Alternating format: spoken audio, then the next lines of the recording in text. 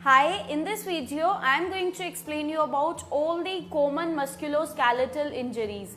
Basically अगर आप अपने क्लाइंट को ट्रेन करते हैं तो उससे पहले आपको इनके बारे में पता होना ज़रूरी है, क्योंकि ड्यूरिंग वर्कआउट क्लाइंट को किसी भी तरह की मस्कुलोस्केलेटल इंजरीज हो सकती हैं।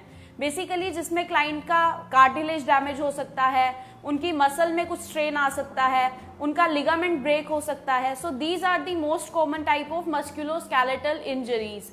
अगर आप अपने क्लाइंट को ट्रेन करते हैं तो आपको कुछ चीज़ों का ध्यान रखना होता है, कुछ प्रिकॉशंस लेने चाहिए ताकि आपके क्लाइंट को इस तरह की किसी इंजरी से सफ़र ना करना पड़े। ये जो चैप्टर है, इस चैप्टर में बेसिकली हम यही पढ़ने वाले हैं कि अगर आपका क्लाइंट जो है, आप उसको वर्कआउट किस तरह से कराएं कि उसको कोई इंजरी ना हो।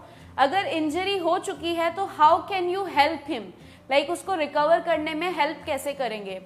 फर्स्ट ऑफ ऑल मैं यहाँ पे एक चीज़ ऐड करना चाहूँगी। एज अ ट्रेनर आपका जो जॉब रोल है वो क्लाइंट को, जो उसकी रिकवरी हो चुकी है, बेसिकली उसका जो ट्रीटमेंट हो चुका है, ट्रीटमेंट के बाद उसकी हेल्प करना होता है। एज अ ट्रेनर आप उसकी इंजरी को ट्रीट नहीं कर सकते, ये आपका एरिया नहीं है, ये एरिया डॉक्टर्स का है, फिजियोथेरेपिस्ट का है। लेकिन आप क्या कर सकते हैं, उनकी हेल्प कर सकते हैं डॉक्टर्स गाइडलाइंस को फॉलो करने के लिए और उस इंजरी में रिकवरी के लिए उनकी हेल्प कर सकते हैं, आप उसको ट्रीट नहीं कर सकते। First let's talk about types of common tissue injuries. Tissue injuries की अगर हम बात करें तो सबसे पहले आती है हमारा muscle strain. Muscle strain basically एक ऐसी कंडीशन है जिसके अंदर आपका जो मसल है वो ओवर यूज हो जाता है, उसके कारण आपके मसल फाइबर्स के अंदर माइक्रोस्कोपिक टीयर होने लग जाता है। मतलब आपके जो मसल फाइबर्स हैं वो टूटने लग जाते हैं, जिसके कारण अगर आपको माइल्ड मसल स्ट्रेन हुआ है तो उस केस में आपको थोड़ा सा टाइटनेस फील होता है। लेकिन अगर ये बहुत ज़्यादा सीवियर है तो उस केस में आपको बहुत ज़्यादा हार्ड पेन, पॉपिंग साउंड, एकदम ऐसे किसी चीज़ के टूटने की आवाज़, या उस जिस मसल में आपको स्ट्रेन हुआ है उस मसल का लॉस ऑफ फंक्शन हो जाता है। मतलब आप चाहते हो लेकिन आप उस मसल को मूव नहीं कर पाते हो। डिस्कलरेशन होने लग जाता है, आपकी जो स्किन है मसल के ऊपर वो येलो येलो पड़ने लग जाती है, स्वेलिंग होनी स्टार्ट हो जाती है। ऐसा लगता है जैसे उस जगह पे आपका जो थोड़ा सा वाटर जो है वो स्टोर हो गया, जिसके कारण वो आपका स्वेल करने लग जाता है। बेसिकली अगर मैं बात करूं मसल स्ट्रेन्स की तो इसका जो मोस्ट कॉमन कोज है, मोस्टली जो लोगों को होता है वो होता है हैमस्ट्रिंग में, नी रीजन में, या आपका जो ग्लूट्स होता है उस मसल के अंदर आपको मोस्टली देखा जाएगा किसी को मस्कुलर स्ट्रेन। इसका जो मेन रीज़न है कहीं ना कहीं वो बहुत ज़्यादा एक्सप्लोजिव स्पोर्ट्स होते हैं। फॉर एग्जांपल आइस हॉकी कोई अगर खेलता है जिसके अंदर आपको स्पीड से अपनी एक्सेलरेशन या डिसलरेशन करना होता है, मतलब एकदम से स्पीड बढ़ानी है या एकदम से स्टॉप करना है, या एकदम स्पीड से आप डायरेक्शन जिसमें चेंज करते हो। रनिंग के अंदर ये प्रॉब्लम होने के चांसेस बढ़ जाते हैं। या फिर कोई जंपिंग स्पोर्ट्स है जिसके अंदर आपको बहुत ज़्यादा उछल कूद करनी होती है, उस स्पोर्ट में भी आपको मस्कुलर स्ट्रेन होने के चांसेस इंक्रीज हो जाते हैं। Next condition is known as ligament sprain. Ligament sprain के अंदर बेसिकली क्या होता है, जब आप बहुत ज़्यादा ओवर यूज करते हो या आप कोई कॉन्टेक्ट स्पोर्ट खेलते हो जिसमें आपके गिरने के चांसेस इंक्रीज हो जाते हैं, उस कंडीशन में आपका जो लिगामेंट है, लिगामेंट ब्रेक हो जाता है या फिर वो थोड़ा सा रप्चर हो जाता है। लाइक इसकी भी सिवियरिटी अलग अलग होती है, लेकिन बेसिक क्या होगा कि आपका जो लिगामेंट है उसकी इंजरी हो जाना, उस कंडीशन को हम बोलते हैं लिगामेंट स्प्रेन।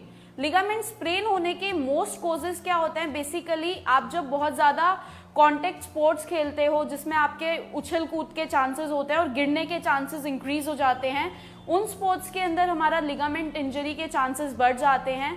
इसके अलावा अगर आपको सिम्टम्स की अगर मैं बात करूं तो जब आप लिगामेंट स्प्रेन किसी को होता है उस टाइम पे एकदम से पॉपिंग साउंड आती है, कोई चीज़ टूटती है उसकी जो एक आवाज़ होती है पॉपिंग साउंड, आपको वो फील होएगी। उसके बाद बहुत ज़्यादा सीवियर पेन उस पर्टिकुलर रीजन में, और फिर आपका लॉस ऑफ फंक्शन हो जाता है। मतलब अगर आप अपने उस पर्टिकुलर पार्ट को मूव करना चाहते हो तो वो मूव नहीं होता।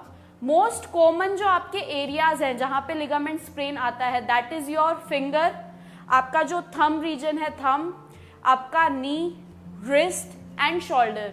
These are the most common areas जहाँ पे चांसेस होते हैं लिगामेंट स्प्रेन होने के। Next major condition is known as cartilage damage. Basically हमारी नी के अंदर हमारे जो लिगामेंट्स हैं उसके साथ साथ कार्टिलेज भी प्रेजेंट होता है। Cartilage is also a kind of connective tissue. Basically जब मैं कार्टिलेज की बात करती हूँ तो हमारे नी में दो तरह के कार्टिलेज प्रेजेंट होते हैं। एक होता है hyaline cartilage and second one is your menisci cartilage. Hyaline cartilage का काम होता है आपका जो नी है उसको कवर करके रखना, एंड जो मेनिस्की कार्टिलेज होता है उसका फंक्शन होता है आपके नी में शॉक एब्जॉर्बर का काम करना। मतलब जब आप कुछ भी मूवमेंट करते हो, आप रनिंग करते हो, जंपिंग करते हो, तो जो शॉक एब्जॉर्बेंट का काम करता है that is your menisci cartilage. Basically अगर किसी का नी में कार्टिलेज डैमेज होता है तो वो मोस्टली मेनिस्की कार्टिलेज ही होता है। मतलब जो आपका शॉक एब्जॉर्बेंट वाला कार्टिलेज है वो डैमेज हो रहा है। इसके जो रीजन है वो 2-3 रीजन हो सकते हैं। पहला तो डीजेनरेटिव डिजीज, मतलब जो ओल्ड एज में लोग चले जाते हैं उनके जो टिश्यूज हैं वो डीजेनरेट होने स्टार्ट हो जाते हैं, बोन्स वीक होनी स्टार्ट हो जाती हैं, तो वो भी एक रीजन हो सकता है। और दूसरा रीजन हो सकता है कोई भी ट्रॉमा, जैसे आप गिर जाते हो या इस तरह की कोई भी प्रॉब्लम, जो झटका लगता है, शॉक लगता है और आपका मेनिस्की कार्टिलेज उस टाइम पे टियर हो जाता है। मेनिस्की कार्टिलेज के फंक्शंस बेसिकली आपका जो नी है उसको शॉक एब्जॉर्बेंट का काम करना, झटका नहीं लगने देना, उस शॉक को एब्जॉर्ब कर लेना, आपका जो नी है उसको ल्यूब्रिकेशन प्रोवाइड करना, साथ साथ प्रोप्रियोसेप्शन में आपकी हेल्प करता है। बेसिकली जब हमारा किसी भी पर्सन का मेनिस्की कार्टिलेज डैमेज होता है तो उस कंडीशन में उस पर्सन का जो जॉइंट है वहां पे बहुत ज्यादा स्वेलिंग होती है, स्टिफनेस आ जाती है, पेन होना स्टार्ट हो जाता है या वीकनेस फील होती है। Next comes your treatment for muscular strain और मस्कुलर स्प्रेन। अगर किसी पर्सन को स्ट्रेन या स्प्रेन हो जाता है तो उस टाइम पे ट्रीटमेंट बेसिकली होना चाहिए आपका राइस थेरेपी। राइस थेरेपी में आर स्टैंड्स फ्रॉम रेस्ट, मतलब बेसिकली आप रेस्ट लीजिए, जो मूवमेंट है उसको वहीं पे स्टॉप कर दीजिए, उसको फर्दर इंक्रीज मत कीजिए। अगर आप मूवमेंट करते रहेंगे तो जो इंजरी के चांसेस हैं वो बढ़ जाते हैं। Then comes your I, I stands for icing. Proper icing करो ताकि जो इंटरनल ब्लड फ्लो हुआ था आपका, अगर आपको इंजरी हुई है तो इंटरनल ब्लीडिंग जो हुई है वो क्लॉट ना बने, वो वहां से रिमूव हो जाए, ब्लड सर्कुलेशन थोड़ा रिकवर हो जाए, इसीलिए we should go for icing. Then C stands for your compression. Compression means कि आपको अपनी जो इंजरी वाला एरिया है उस पर थोड़ा सा प्रेशर अप्लाई करना है। यू कैन यूज रैप्स, गरम पट्टी जिसको हम बोलते हैं, आप वो बांध सकते हो। उससे क्या होता है कि इंटरनल ब्लीडिंग जो है वो स्टॉप हो जाती है। Last is your elevation. Elevation में जो आपको अपना इंजर्ड एरिया है उसको थोड़ा सा एलिवेटेड सरफेस पे रखना होता है ताकि जो आपका बहुत ज्यादा वहां पे वाटर डिपॉजिट होने लग जाता है, स्वेलिंग हो जाती है, वो वाटर जो है वो वहां पे डिपॉजिट ना हो और स्वेलिंग ठीक हो जाए। बेसिकली ये कॉमन ट्रीटमेंट है। इसके अलावा आप फिजिकल इवैल्यूएशन कराइए, डॉक्टर के पास जाइए और प्रॉपर जो उसका फर्दर ट्रीटमेंट है वो लीजिए। Next condition is known as bone fracture. Bone fracture में बेसिकली आपकी जो बोन है वो टूट जाती है। The causes of bone fracture can be either classified as low impact cause और high impact trauma। Low impact trauma की अगर मैं बात करूं तो लो इम्पैक्ट ट्रोमा में वो कंडीशंस आती हैं जिसके अंदर रिपीटेटिव फ्रैक्चर होता है, मतलब उसको हम स्ट्रेस फ्रैक्चर भी बोलते हैं, जिसमें फॉर एग्जांपल जो रनर्स होते हैं बार बार वो रेगुलर रनिंग करते हैं तो देयर माइट बी चांसेस कि उनकी बोन में फ्रैक्चर हो जाए, जंपिंग करते टाइम उनकी बोन में फ्रैक्चर हो जाए। मतलब एक बोन पे बार बार अगर स्ट्रेस पड़ रहा है या जो बास्केटबॉल वगैरह खेलते हैं बार बार उनका जो किसी से कांटेक्ट होता है और उस पर्टिकुलर एरिया पे बार बार स्ट्रेस पड़ रहा है तो उसके कारण उस बोन में फ्रैक्चर हो जाना, that is known as low impact fracture. अगर मैं बात करूं हाई इम्पैक्ट फ्रैक्चर की या हाई इम्पैक्ट ट्रोमा की तो उसका रीजन होता है जब आप बहुत ज्यादा सीवियर किसी चीज से टकराते हो। फॉर एग्जाम्पल जो मोटर व्हीकल एक्सीडेंट्स होते हैं, कोई गाड़ी से एक्सीडेंट किसी का हो गया या बाइक से गिर गया है, उस टाइम पे जो फ्रैक्चर है वो बहुत ज्यादा सीवियर होता है एंड उसका जो कोज होता है that is high impact cause. Basically bone fracture जो होते हैं वो 4 टाइप्स के होते हैं, transverse fracture, longitudinal fracture, oblique fracture and compression fracture. Next comes our injuries of upper extremity. Upper extremity injuries में सबसे पहले हम बात करेंगे shoulder joint की। shoulder joint में जो first injury है that is shoulder strain और sprain। बेसिकली अगर मैं बात करूं शोल्डर स्ट्रेन या स्प्रेन की तो इसमें क्या होता है कि आपका जो टेंडन है शोल्डर का या जो आपका ब्रूसा है शोल्डर रीजन का वो या तो एबनॉर्मली स्ट्रेच हो जाता है, बहुत ज़्यादा खिंच जाता है या बहुत ज़्यादा कंप्रेस हो जाता है, जिसके कारण आपके उस रीजन में आपको पेन फील होने लग जाता है। What is bursa? Bursa basically आपका एक सैक लाइक स्ट्रक्चर होता है जिसके अंदर फ्लूइड फिलअप होता है। इसका काम क्या होता है कि आपके जॉइंट में प्रेजेंट होता है और उसमें फ्रिक्शन अवॉइड कराता है, मतलब जो हमारे जॉइंट आपस में रगड़ खाते हैं उसको रोकता है, ये काम होता है हमारे बूरसा का। और tendon is a connective tissue जो हमारी मसल को हमारी बोन से ज्वाइन करता है, राइट। तो जब मैंने बात की स्ट्रेन जो होता है that is mostly in our tendon, मतलब अगर हमारे टेंडन में कोई इंजरी होगी तो उसको हम बोलेंगे स्ट्रेन, और अगर हमारे लिगामेंट में कोई इंजरी होगी तो that condition will be known as sprain. तो शोल्डर स्ट्रेन और स्प्रेन होने के जो मोस्ट कॉमन कॉजेज हैं वो हैं जिसमें हम बहुत ज़्यादा ओवरहेड एक्टिविटीज़ करते हैं, मतलब जिसमें हमारा जो हाथ है हमारे सर से बार बार ऊपर जा रहा है। फॉर एग्जाम्पल जो लोग टेनिस प्लेयर्स होते हैं उनके अंदर ये चांसेस इंक्रीज हो जाते हैं। इसके अलावा जो लोग स्विमिंग करते हैं, बेसबॉल या बास्केटबॉल जो लोग खेलते हैं, उसके अलावा जो लोग बहुत ज़्यादा आपके ओवरहेड शोल्डर प्रेस वगैरह करते हैं तो उनके केसेस में शोल्डर इंजरी, शोल्डर स्प्रेन और स्ट्रेन होने के चांसेस इंक्रीज हो जाते हैं। अगर मैं बात करूं कि इसको अगर हम टाइम पे ट्रीट ना करें, टाइम पे हम इसको क्योर ना करें, तो ये लेटर ऑन आपका पूरे रोटेटर कफ की इंजरी कोज कर सकता है।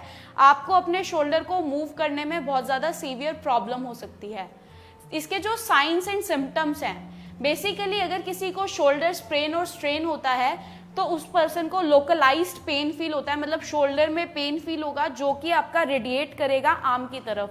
पेन यहाँ से स्टार्ट होके नीचे की तरफ रेडिएट करता है, और अगर बहुत ज़्यादा सीरियस है तो आपको मूवमेंट करने में प्रॉब्लम होती है। आपको कोई भी मूवमेंट जिसके अंदर आपको अपने हाथ को सर से ऊपर की तरफ मूव करना है, for example overhead shoulder press करनी है या ओवरहेड आपको अदर कोई मूवमेंट करनी है, उसके अंदर उस पर्सन को पेन फील होता है। Treatment and management for your shoulder strain and sprain. Basically जो क्लाइंट है उसको इस इंजरी के अंदर ऐसी मूवमेंट्स नहीं करनी चाहिए जो कि बहुत ज़्यादा प्रॉब्लम को बढ़ा दें। For example the client should avoid overhead movements, मतलब जिसमें उनका हैंड्स उनके सर से ऊपर मूव करता है, या across the body movement as well as movements in which they involve placing hand behind the back, मतलब बैक के पीछे जिस मूवमेंट में हैंड लेके जाना है वो मूवमेंट्स उनको अवॉइड करनी चाहिए। इसके अलावा एक्सरसाइज प्रोग्राम जो है वो इस तरह का डेवलप होना चाहिए जिसके अंदर जो बॉडी जो मतलब आपका शोल्डर कॉम्प्लेक्स है उस पूरे शोल्डर कॉम्प्लेक्स की फ्लेक्सिबिलिटी एंड स्ट्रेंथ को रीगेन किया जा सके। मेजरली आपको स्ट्रेंथनिंग करनी चाहिए अपनी स्कैपुलर स्टेबलाइजर्स की, जैसे कि हमारा रोम्बॉइड है, मिडल ट्रेपेजियस है और सेरेटस इंटीरियर है। इसके अलावा रोटेटर कफ मसल्स जो हैं उनका आपको प्रॉपर मूवमेंट करनी चाहिए ताकि जो आपका पूरा शोल्डर कॉम्प्लेक्स है वो स्ट्रॉन्ग हो सके, ताकि फर्दर जो इंजरी है वो बढ़े ना। Next condition is known as elbow tendonitis. Elbow tendonitis में बेसिकली या तो हमारी रिस्ट के जो फ्लेक्सर मसल्स के टेंडन है उसका ओवर यूज होता है, या हमारा जो रिस्ट के एक्सटेंसर मसल्स के जो टेंडन है उसके ओवर यूज से वहाँ पे इन्फ्लामेशन, स्वेलिंग कोज हो जाती है जिससे कि हमें बहुत ज़्यादा पेन फील होता है।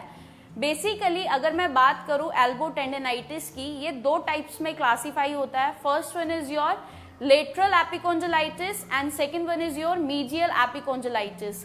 Lateral epicondylitis is also known as tennis elbow, मतलब लेटरल एपिकोंजाइटिस जो होता है उसको हम टेनिस एल्बो के नाम से भी जानते हैं। इसके अंदर जब हम बहुत ज़्यादा रिस्ट का एक्सटेंशन मूवमेंट करते हैं, हमारा जो रिस्ट है हम उसको बहुत ज़्यादा अगर एक्सटेंड करते हैं तो उस केस में हमें ये वाली प्रॉब्लम हो सकती है।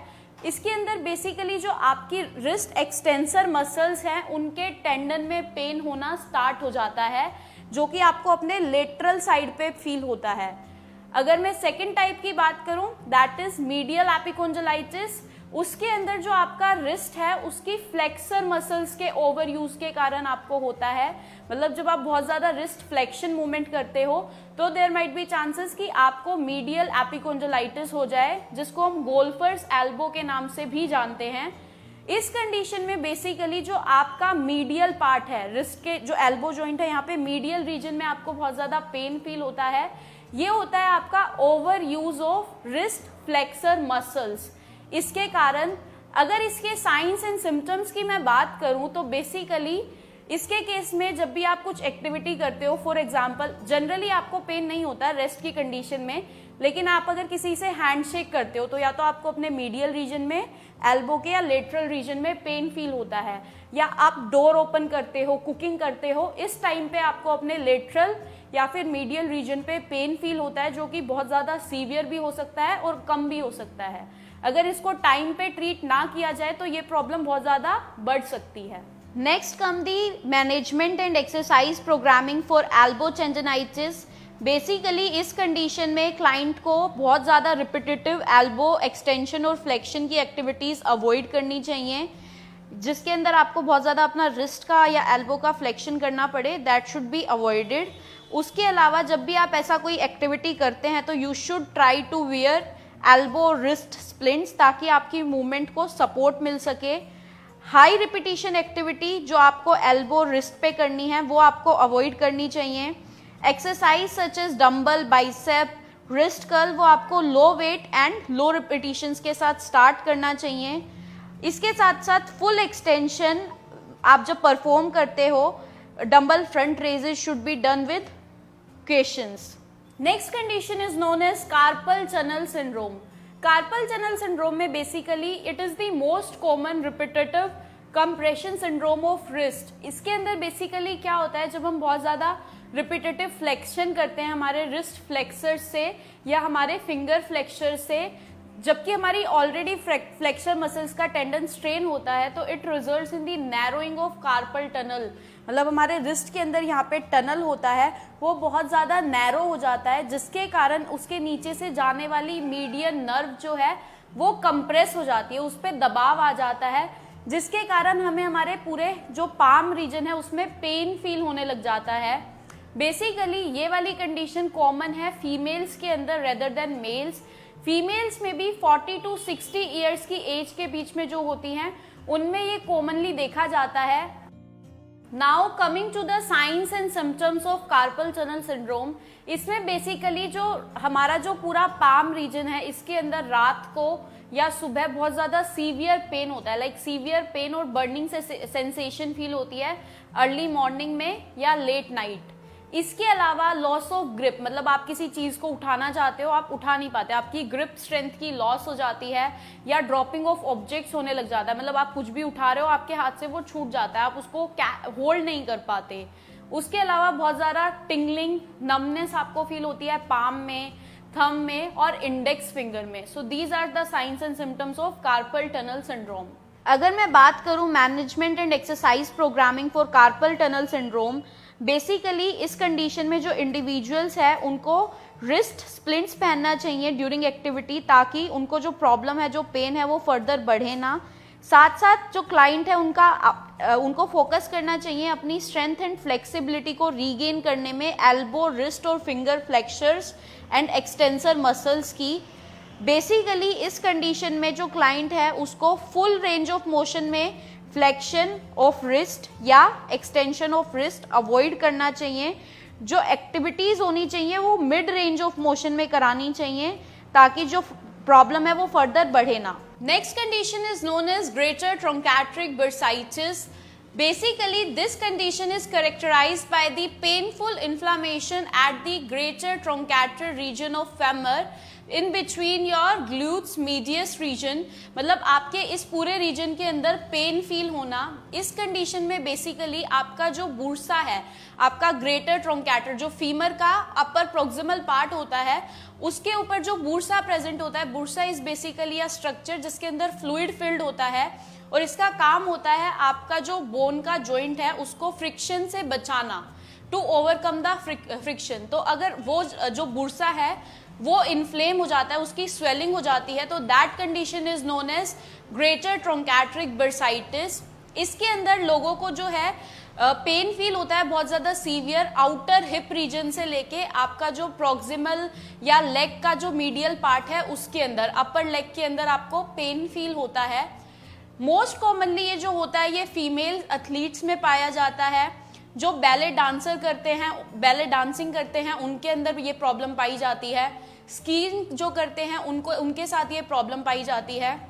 इसके जो कोज है बेसिकली 2 कोजेज होते हैं। एक तो होता है रिपीटेटिव जो लोग करते हैं, फॉर एग्जाम्पल लोग बार बार जब साइकिलिंग करते हैं, लॉन्ग टर्म तक साइकिलिंग करते हैं या लॉन्ग टर्म तक रनिंग करते हैं, उससे क्या होता है रिपीटेटिव यूज से बुरसा की इन्फ्लामेशन हो जाती है, तो उसको हमने बोला रिपीटेटिव वाला ट्रोमा। और एक होता है जो कांटेक्ट में आने से होता है, लाइक जिसमें आप किसी चीज से कांटेक्ट में आते हो, आप कोई गेम खेल रहे हो, आप डांसिंग करते टाइम गिर जाते हो, उस कंडीशन में जब आपके बुरसा पे स्वेलिंग आ जाती है, वो आपका सेकेंड टाइप होता है। अगर मैं बात करूं साइंस एंड सिम्टम्स की, तो साइंस एंड सिम्टम्स में बेसिकली जो होता है हमें टिंगलिंग, नमनेस और प्रिकलिंग जैसी सेंसेशंस फील होती हैं, जो कि और पेन फील होता है जो कि हमारे ट्रॉन्केटर से होता हुआ हमारे लेटरल हिप की तरफ मूव करता है और हमारा जो लेटरल आपका नी रीजन है उसकी तरफ मूव करता है, जिससे आपको बहुत ज़्यादा पेन फील होता है।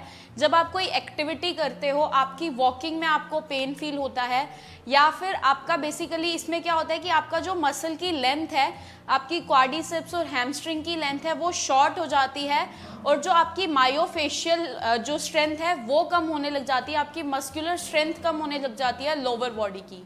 Now comes the management and exercise programming for the clients who are suffering from greater truncatic bursitis. Basically इस कंडीशन में जो क्लाइंट है उसको आपको ध्यान रखना है कि वो प्रॉपर फुटवेयर पहने, टेक्निक हमेशा ठीक होए, इक्विपमेंट्स हमेशा अच्छे से पहने गए हों। इसके अलावा आपको स्ट्रेचिंग और रीगेन, आपको फोकस करना चाहिए कि आप उनकी flexibility and strength of hip region वापस से रीगेन कराएं। आपको प्रॉपर स्ट्रेचिंग करानी है आईटी बैंड कॉम्प्लेक्स की, हैमस्ट्रिंग की, क्वाड्रिसेप्स की, ताकि उनकी जो लोअर बॉडी है उसकी मोबिलिटी सही रहे। साथ साथ वॉकिंग जो उनका वॉकिंग पोस्चर होना चाहिए वो बहुत ज़्यादा प्रॉपर होना चाहिए। जो क्लाइंट्स इस कंडीशन से सफ़र करते हैं उनको साइड लाइंग पोजीशन नहीं करानी चाहिए। साइड लाइंग पोजीशन में बेसिकली जो आपका लेटरल हिप रीजन है वो कंप्रेस हो जाता है, इसीलिए उनको वहाँ पे पेन फील हो सकता है, इसीलिए आपको ऐसी एक्टिविटीज़ अवॉइड करानी चाहिए। साथ साथ higher loading activities such as squats and lunges भी आपको अवॉइड कराने चाहिए, क्योंकि इनिशियल स्टेज पे जो क्लाइंट है वो उसको टॉलरेट नहीं कर पाएगा। बेसिकली इस कंडीशन में client should be benefited from aquatic exercises. Next condition is known as ITBS, iliotibial band syndrome. Basically इस कंडीशन में हमारा जो कनेक्टिव टिश्यू होता है, जो हमारी पेल्विक बोन को शिन बोन से ज्वाइन करता है, जिसको हम इलियोटिबियल बैंड भी बोलते हैं, ये बहुत ज्यादा टाइट हो जाता है, जिसके कारण ये बार बार रब करता है हमारा जो फेमर, जो हमारी फेमर बोन है उससे, या हम थाई बोन भी इसको बोलते हैं, इसके प्रॉक्सिमल पार्ट से बार बार आपका टच करने लग जाता है, जिसके कारण हमें बहुत ज्यादा सीवियर पेन फील होता है हमारे लेटरल नी के अंदर, और इस कंडीशन को हम बोलते हैं ITBS। बेसिकली ये मोस्ट कॉमनली पाया जाता है लॉन्ग डिस्टेंस रनर्स के अंदर, या फिर अगर आपकी जो ट्रेनिंग है उसके अंदर एरर है, मतलब आप प्रॉपर ट्रेनिंग नहीं कर रहे हो ड्यूरिंग रनिंग, साइकिलिंग, तो आपकी पॉसिबिलिटी है कि आपको ये वाली जो प्रॉब्लम है ये डेवलप हो जाएगी। Next comes the science and symptoms of ITBS। इसके अंदर बेसिकली बहुत ज्यादा पेन फील होता है या फिर बर्निंग सेंसेशन फील होती है at the lateral aspect of knee during any activity, मतलब जब आप एक्टिविटी करते हो उस टाइम पे आपको पेन या बर्निंग सेंसेशन फील होता है। रेस्टिंग ड्यूरेशन में इतना ज्यादा पेन फील नहीं होता। इसके अलावा अगर आप अपने नी को फ्लेक्शन या एक्सटेंशन मोड में लेके जाते हो तो भी आपको अपना जो लेटरल रीजन है नी का, वहां पे पेन फील होता है। Now comes the exercise programming and management for the clients who are suffering from ITBS। Basically इसमें अगर बात की जाए तो क्लाइंट्स की जो हिप एबडक्टर्स है वो वीक हो जाता है, IT बैंड जो है वो शॉर्ट होने लग जाता है, और उसके अलावा आपका जो रीजन है, मतलब बेसिकली पेन बहुत ज़्यादा होता है, इसीलिए जो एक्टिविटी है उस पर क्लाइंट को स्लोली रिटर्न करना होता है। साथ साथ प्रॉपर ट्रेनिंग टेक्निक्स का, प्रॉपर इक्विपमेंट्स जिसमें आपके फुटवेयर आ जाते हैं, उन पे आपको ध्यान रखना है, और फोकस होना चाहिए to regain the flexibility and strength of the hip and lateral thigh. मतलब आपका जो वर्कआउट है वो इस तरह का होना चाहिए कि आप अपने स्ट्रेंथ की अपनी जो हिप रीजन है और अपना जो थाई रीजन है उसकी स्ट्रेंथ को वापस रीगेन कर सकें। बेसिकली जो क्लाइंट्स ITBS से सफ़र कर रहे होते हैं वो हायर लोडिंग एक्टिविटीज़ जैसे कि हमारा लंजेस है, स्क्वाट्स है, ये नहीं टॉलरेट कर पाते। इसीलिए हमें जब उन्हें लंजेस एंड स्क्वाट्स कराने हैं तो वो 45 डिग्री ऑफ नी फ्लेक्शन तक हमें रखना है। स्लोली हम उसको प्रोग्रेस करा सकते हैं 90 डिग्री या उससे ज़्यादा। इस कंडीशन में एक्वेटिक एक्टिविटीज़ या aquatic exercises are very helpful because उनसे जो क्लाइंट है उसको पेन कम फील होता है। Next condition is known as patella femoral pain syndrome. इस कंडीशन को बेसिकली हम रनर्स नी के नाम से भी जानते हैं क्योंकि जो मोस्टली ये होती है वो रनर्स के केस में होती है। इस कंडीशन में क्या होता है, जो हमारा बेसिक पटेला होता है, हमें कहाँ पे, हमारा जो एंटीरियर नी पेन है, हमारा जो नी का आगे का पोर्शन है उसमें हमें पेन फील होता है। इसके अंदर हमारा जो फेमर और हमारा पटेला जॉइंट है इन दोनों के बीच में बहुत ज़्यादा रबिंग होती है जिसके कारण हमें ये पेन फील होता है। Next comes the science and symptoms of the patella femoral pain syndrome. Basically इसके अंदर जो क्लाइंट है उसको असेंडिंग और डिसेंडिंग स्टेयर्स पे बहुत ज़्यादा पेन फील होता है। उसके अलावा रनिंग करते हुए पेन फील होता है। पेन जो होता है वो डल भी हो सकता है या बहुत ज़्यादा सीवियर पेन भी हो सकता है, या तो आपकी नी कैप के पीछे की तरफ या उससे थोड़ा सा नीचे की तरफ। Next comes your management and exercise programming for patella femoral pain syndrome. Basically अगर मैनेजमेंट की मैं बात करूँ तो हमें ध्यान रखना होता है प्रॉपर फुटवेयर का, कि आपका जो क्लाइंट है वो प्रॉपर फुटवेयर पहने, बहुत ज़्यादा प्रोलॉन्ग्ड ड्यूरेशन तक सिटिंग पोजीशन में, डीप स्क्वाटिंग पोजीशन में या रनिंग टुवार्ड्स, बेसिकली रनिंग ना करे या down hill running should be avoided. इसके अलावा ट्रेनिंग वेरिएबल्स को मॉडिफाई करना चाहिए, प्रॉपर फुटवेयर उनको पहनने चाहिए। उसके अलावा मेडिसिन वो ले सकते हैं, एंटी इन्फ्लामेटरी मेडिकेशन जिसको हम बोलते हैं। अगर आपकी एक्सरसाइज प्रोग्रामिंग की बात की जाए तो हमारा जो पूरा फोकस होना चाहिए वो IT बैंड की टाइटनेस को रिमूव करने पे होना चाहिए। वो हम करा सकते हैं स्ट्रेचिंग एंड मायोफेशियल रिलीज से, जिसमें आ जाता है हमारा फोम रोलर स्ट्रेचिंग। बेसिकली ये है जो आपका बहुत ज़्यादा हेल्प करेगा पटेला फेमोरल जॉइंट की टाइटनेस को कम करने में। Stretching of hamstring and calves region will also help to restore muscular length balance across the knee. इसके अलावा अगर मैं बात करूँ एक्सरसाइजेस की तो क्लोज्ड चेन एक्सरसाइजेस जो हैं वो क्लाइंट की हेल्प करती हैं बेसिकली, जिसमें हमारा स्क्वाट्स एंड लंजेस आ जाती है। बट जब हम ओपन चेन एक्सरसाइजेस कराते हैं तो वो बहुत ज़्यादा एबनॉर्मल स्ट्रेस डालता है आपके पटेला पे। So these kinds of activities should be avoided. Resistance band exercises for ankle are commonly used to build the strength in these muscles. तो आप रेजिस्टेंस बैंड एक्सरसाइजेस भी यूज कर सकते हैं with the clients who are suffering from patella femoral pain syndrome. Next injury is known as infrapatellar tendinitis. Basically this is also known as jumper's knee. इसको jumper's नी के नाम से भी जानते हैं। ये कंडीशन भी आपका ओवर यूज के कारण, मतलब over use of the tendon of your patella region, मतलब आपका जो पटेला जॉइंट है वहां पे जो टेंडन है उसका जो इंसर्शन है उस रीजन में बहुत ज़्यादा उसका अगर आप ओवर यूज करते हो तो उसके कारण आपको बहुत सीवियर पेन फील होता है आपके नी रीजन के अंदर। बेसिकली इसका जो कॉज है ये मोस्टली आपका वॉलीबॉल जो लोग खेलते हैं, बास्केटबॉल जो खेलते हैं, या जो लोग जंपिंग स्पोर्ट्स में ज़्यादा रहते हैं उनके केस में मिलता है।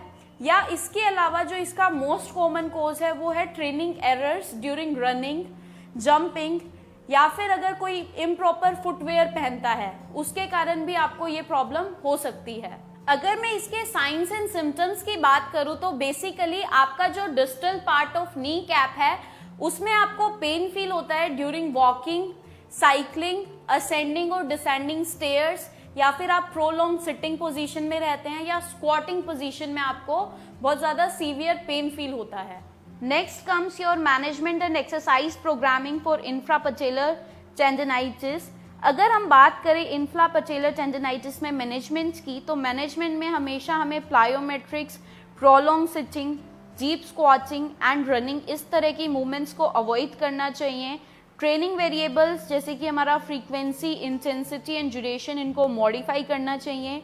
आपको ध्यान रखना चाहिए कि आपका क्लाइंट जो है वो प्रॉपर फुटवेयर्स पहने। उसके अलावा जो एंटी इन्फ्लामेटरी ड्रग्स होते हैं, मेडिकेशंस होते हैं, वो यूज़ कर सकते हैं। एक्सरसाइज प्रोग्रामिंग की अगर बात की जाए तो जैसे हमने पटेला फेमोरल पेन सिंड्रोम में बात की थी, उसी तरह से इंफ्रापटेलर टेंडनाइटिस में भी हमें हमारी जो लोअर एक्सट्रीमिटी मसल्स हैं उनकी प्रॉपर फ्लेक्सिबिलिटी और स्ट्रेंथनिंग को रीस्टोर करने की ज़रूरत होती है। हमें हमारी जो टाइटनेस क्वाड्रिसेप्स में है उसको ठीक करने की ज़रूरत है with the help of stretching and myofascial release, जिसमें हमारा फोम रोलर आ जाता है। बेसिकली आपका हेल्प करता है इंफ्रापटेलर टेंडन को रिकवर करने में। Stretching and self myofascial release of IT band, hamstring and calves will also help you to restore muscle length balance across the joint. इसके अलावा एक्सरसाइज जो है दैट शुड फोकस आपका जो स्ट्रेंथ रिस्टोर करनी चाहिए हिप रीजन की, नी reason की और एंकल की। Exercise for the hip and ankle complex should be included due to their effects on the knee joint. Next condition is known as shin split. Shin split में basically जो हमारी shin bone है उसमें हमें pain feel होता है। Shin split basically दो types में classify होता है। First one is your MTSS, मतलब कि medial tibial shin syndrome, जिसको हम posterior shin split भी बोलते हैं। इसके अंदर basically जो आपका posterior part है shin bone का, उसकी जो ऊपर पेरोस्टियम होता है, मतलब हमारी जो बोन के ऊपर एक लेयर होती है दैट इज नोन एज पेरोस्टियम, वो इन्फ्लेम हो जाती है जिसके कारण आपको पेन फील होता है। बेसिकली ये आपको मोस्टली मिलेगा जो मिलिट्री में लोग होते हैं उनके अंदर, आपके जो डांसर्स होते हैं डांसर्स के अंदर ये प्रॉब्लम होती है, या रनर्स के अंदर ये वाली प्रॉब्लम बहुत कॉमनली पाई जाती है।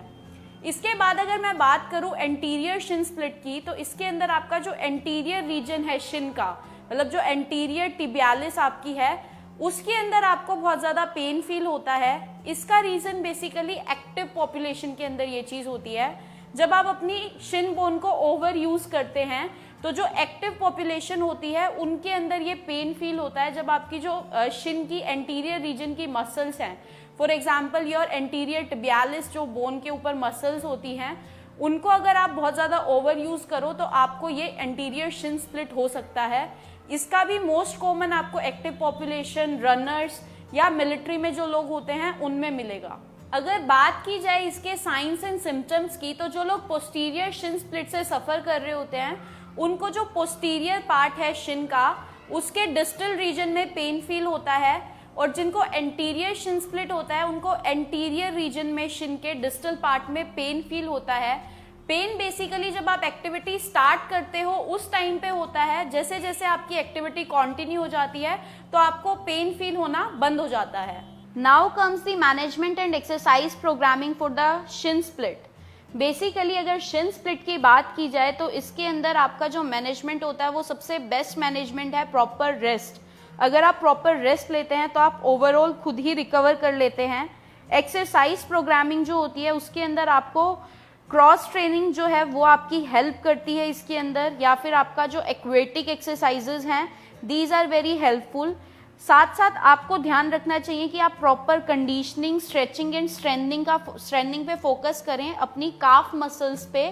काफ मसल्स पे भी प्रॉपर सोलियस की पेन फ्री स्ट्रेचिंग अगर आप कराते हैं तो it will be very helpful. उसके अलावा जो ओवरऑल फोकस होना चाहिए वो हमारी लोअर बॉडी की स्ट्रेचिंग प्रोग्रामिंग के ऊपर होना चाहिए, और साथ साथ आपको प्रॉपर रेस्ट लेना चाहिए ताकि आप इस कंडीशन से जल्दी रिकवर कर सकें। Next condition is known as Achilles tendinitis. Basically अगर मैं बात करूं अकाइलीज टेंडनाइटिस की, तो इसके अंदर जो आपका अकाइलीज टेंडन होता है, अकाइलीज टेंडन आपकी जो काफ मसल है उसको आपकी हील बोन से कनेक्ट करता है। हमारी बॉडी का सबसे ज़्यादा लंबा और सबसे ज़्यादा स्ट्रॉन्ग टेंडन भी अकाइलीज टेंडन ही होता है। हमारी लोअर बॉडी को कहीं ना कहीं स्टेबिलिटी प्रोवाइड करने में बहुत ज़्यादा हेल्प करता है अकाइलीज टेंडन। हम मूवमेंट करते हैं, वॉकिंग करते हैं, इन सब में हेल्प करता है। तो बेसिकली जब आपका ये अकाइलीज टेंडन रप्चर हो जाता है, ये टूट जाता है, उस कंडीशन में हम बोलते हैं कि आपको अकाइलीज टेंडनाइटिस हो गया है। ये मोस्ट कॉमनली पाया जाता है रनर्स के अंदर, एक्टिव पॉपुलेशन के अंदर जो पूरा दिन खड़े रहते हैं या पूरा दिन वॉक करते हैं। इसके अलावा जिम्नास्ट जो लोग करते हैं उनके अंदर, जिम्नास्टिक्स जो लोग करते हैं उनके अंदर ये प्रॉब्लम पाई जाती है। या फिर जो डांसर्स होते हैं they can also suffer from Achilles tendinitis. इसके जो कॉजेज हैं, कॉजेज आर आप या तो आप बहुत ज़्यादा एक्टिव हैं या आपकी एज इसका कोज हो सकती है। इम्प्रॉपर फुटवेयर अगर आप पहनते हो तो उसके कारण भी आपको ये प्रॉब्लम हो सकती है, या आपकी जो ट्रेनिंग है उसका ट्रेनिंग में आपकी में एरर है, मतलब आप ठीक से ट्रेनिंग नहीं कर रहे हो, आप रनिंग ठीक से नहीं कर रहे हो या आप वॉकिंग ठीक से नहीं कर रहे हो। It can also be the cause of Achilles tendinitis. अगर मैं बात करूं साइंस एंड सिम्टम्स की, तो बेसिकली इस कंडीशन में आपको जो पेन फील होता है वो आपको अपनी जो अकाइलीज टेंडन है उसके इंसर्शन से 2 to 6 centimetres above pain feel होता है। इस कंडीशन में जो लोग बताते हैं उनको मॉर्निंग के अंदर बहुत ज़्यादा sharp and burning pain feel होता है, जो कि आप कुछ भी एक्टिविटी करते हो, रिगरस एक्टिविटी, उसके साथ इंक्रीज होता जाता है। इवन अगर आप रेस्टिंग कंडीशन में हो तो भी ये पेन जो है ये एलिवेट होता है। Now comes the management and exercise programming for Achilles tendinitis. Basically अगर हम मैनेजमेंट की बात करें तो हमें medication, anti inflammatory drugs use करने चाहिए, प्रॉपर रेस्ट आपको क्लाइंट को कराना चाहिए, उसके अलावा प्रॉपर ट्रेनिंग टेक्निक्स पे फोकस करना चाहिए, साथ साथ वेट लॉस हेल्प करता है इसके अंदर। प्रॉपर फुटवेयर अगर आप पहनते हो तो वो आपका बहुत ज़्यादा हेल्प करता है। साथ साथ स्ट्रेंथनिंग एंड स्ट्रेचिंग जो आप कराते हैं उससे भी जो पेन है वो डिक्रीज होता है। अगर बात की जाए एक्सरसाइज प्रोग्रामिंग की, तो आपको जो क्लाइंट है उसकी काफ मसल्स को ट्रेन करने की ज़रूरत है, उन पे से रिड्यूस, आपको स्ट्रेन जो है उसको रिड्यूस करने की ज़रूरत है। साथ साथ आप जो अकाइलीज टेंडन है उसको ओवर स्ट्रेच मत कराइए, क्योंकि अगर आप उसको ओवर स्ट्रेचिंग करा देते हैं तो वो आपको इरिटेशन कोज कर सकता है। बेसिकली इसका जो बेस्ट ट्रीटमेंट है that is the eccentric movements of your calf complex. मतलब अगर आप अपने काफ मसल्स को ई-सेंट्रिक फेज में ज़्यादा ट्रेन करते हैं तो ये आपका हेल्प करेगा अकाइलीज टेंडनाइटिस को रिकवर करने में। बेसिकली अकाइलीज टेंडनाइटिस जो है इसके अंदर आपकी सारी ई-सेंट्रिक एक्टिविटीज क्लाइंट के लिए बेनिफिशियल प्रूव होती हैं। Next injury is known as plantar fasciitis. Basically जब हम प्लांटर फेसाइटिस की बात करते हैं तो इसके अंदर जो आपका प्लांटर रीजन है, आपके फुट का जो प्लांटर रीजन होता है उसके फेशिया के अंदर इंजरी हो जाना। फेशिया बेसिकली एक कनेक्टिव टिश्यू है जो आपकी प्लांटर की हील, मतलब जो आपका फुट है उसकी हील को टोस से ज्वाइन करता है, that is known as the fascia of plantar region. अगर उसके अंदर इंजरी हो जाती है तो that condition is known as plantar fasciitis. Basically ये कंडीशन मोस्टली जो लोग बहुत ज़्यादा ओबीज होते हैं उनके अंदर देखी जाती है, या बहुत ज़्यादा जो लोग अपने पैरों पे खड़े रहते हैं फुल डे उनके अंदर ये वाली कंडीशन मोस्ट कॉमनली पाई जाती है। Next comes your exercise programming and modification for the clients who are suffering from plantar fasciitis. Basically plantar fasciitis से जो लोग सफ़र कर रहे होते हैं उनको मैनेजमेंट में आपको स्ट्रेचिंग कराना होता है, प्रॉपर स्ट्रेंथनिंग एक्सरसाइजेस करानी होती है, फुटवेयर प्रॉपर पहनाना होता है। इसके साथ साथ आप लोग उनके केस में प्लांटर आर्क या फिर जो हील पैड्स होते हैं वो यूज़ कर सकते हैं। एक्सरसाइज प्रोग्रामिंग में बेसिकली जो आपका पूरा फोकस होना चाहिए वो होना चाहिए जो क्लाइंट का गैस्ट्रोसिनेमस, सोलियस, इन सारे रीजन को वापस से इनकी जो स्ट्रेचिंग है वो कराने में और इसका जो प्रॉपर स्ट्रेंथ है उसको रीगेन करने के अंदर। सेल्फ मायोफेशियल रिलीज टेक्निक्स आप यूज़ कर सकते हैं क्लाइंट के साथ। फॉर एग्जाम्पल जिसमें आप अपने फुट को बेस बॉल के ऊपर, गोल्फ बॉल के ऊपर या डंबल के ऊपर रोल करते हैं ताकि जो है आपका range of motion of plantar fascia enhance होए। ये आपका हेल्प करेगा to recover from plantar fasciitis. इसके अलावा स्ट्रेंथनिंग पे आपको फोकस करना चाहिए, strengthening of gastrocnemius, soleus, peroneus, tibialis anterior and tibialis posterior muscles का। ये भी आपके एंकल की स्ट्रेंथनिंग में हेल्प करता है। काफ मसल की स्ट्रेचिंग बहुत ज़्यादा हेल्पफुल होएगी। एक स्ट्रेच आप करा सकते हैं कि आप अपने क्लाइंट का जो टो है उसको बैंड करा सकते हैं विद दी हैंड्स, या फिर आप अगेंस्ट दी वॉल उसको बहुत ज़्यादा स्ट्रेच करा सकते हैं जिससे कि जो आपका प्लांटर फेशिया है वो आइसोलेट होए। बेसिकली एक बहुत ज़्यादा इफेक्टिव स्ट्रेच है in the case of plantar fasciitis. So this is all about your common musculoskeletal injuries. I hope आपको ये टॉपिक अच्छे से समझ में आया होगा। Basically as a trainer it is your prime responsibility कि आप अपने क्लाइंट को कोई इंजरी ना होने दें, तो हमेशा उनको वर्कआउट कराते टाइम इन चीजों का ध्यान रखिएगा। और अगर कोई क्लाइंट इस तरह की प्रॉब्लम से सफर कर रहा है तो प्लीज उस चीज को प्रायोरिटी पे रख के उनका जो प्रॉपर हेल्प होनी चाहिए वो कीजिए।